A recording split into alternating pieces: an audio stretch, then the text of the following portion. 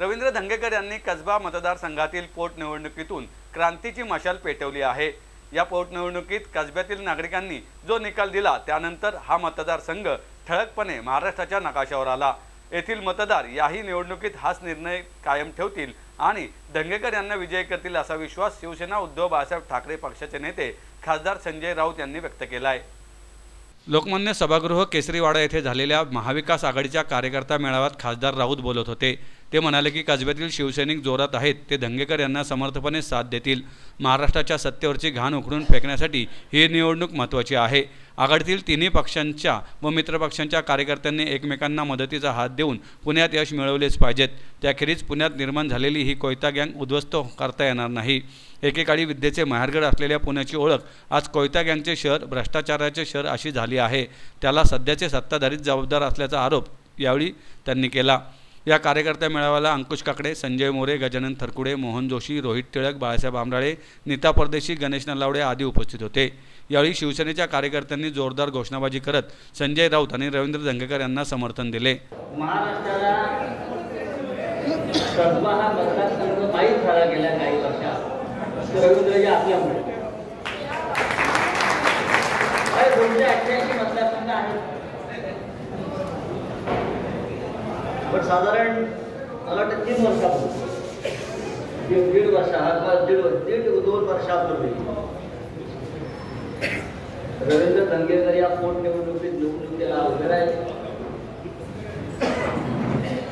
आणि कसब्यातून त्यांनी क्रांतीची मशाल पेटवली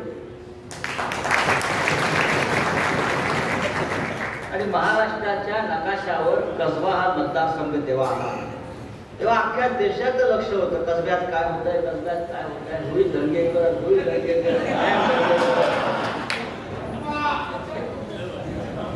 आता चंपा तिकडे कुठेतरी आहे। त्यानंतर आता ही पुढल्या 5 वर्षाची निवडणूक आहे आणि कसब्यातल्या जनतेने जो निर्णय 1.5-2 वर्षापूर्वी घेतलेला आहे ते बदलतील असं मला अजिबात वाटत नाही। कारण इतका चांगला उमेदवार, चांगला आमदार, आपल्यातला माणूस कसब्यातल्या जनतेला मिळेल असं मला कधी वाटत नाही। धंगेकरजी आपण शिवसैनिकच आहात असं मी मानतो। त्याच्यामुळे आमचे शिवसैनिक याच्यासाठी अत्यंत उत्साहाने काम करत असतात, झटत असतात। आताही बघा सगळे जुने शिवसैनिक बसलेले आहेत, रामभाऊ पासून सगळे जुने शिवसैनिक आमचे समोर बसलेले आहेत। खरं मी कसब्यात म्हटलं मला कसब्यात याची गरज नाही, आमचे शिवसैनिक तिकडे जोरात आहेत, विशाल लाईनी नेहमी सांगा। पण तरीही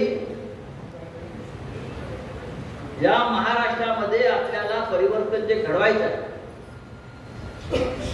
परिवर्तन म्हणण्यापेक्षा महाराष्ट्रातून ही जी घाण उघडून फेकायची आहे सत्तेवरची,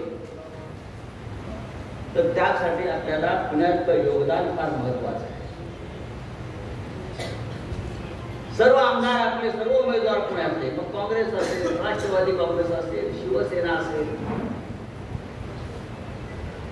सगळ्यांनी एकमेकांना मदत करत एकमेकांच्या हातात हात घालून एकमेकांच्या मागे उभं राहून प्रत्येक जागा निवडून आणल्याशिवाय ही पुण्यातली राजकीय कोयता गँग आपल्याला संपवता येणार नाही।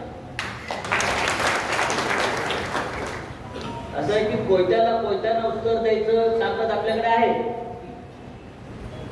कोयत्यापेक्षा भारी हत्यार आमच्याकडे आहे, त्याची चिंता नाही।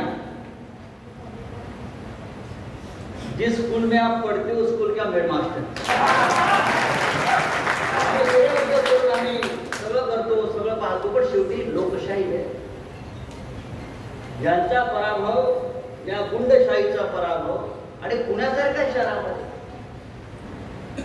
जे पुणे लोकमान्य टिळकांचं पुणे, महात्मा फुल्यांचं पुणे, छत्रपती शिवाजी महाराजांचं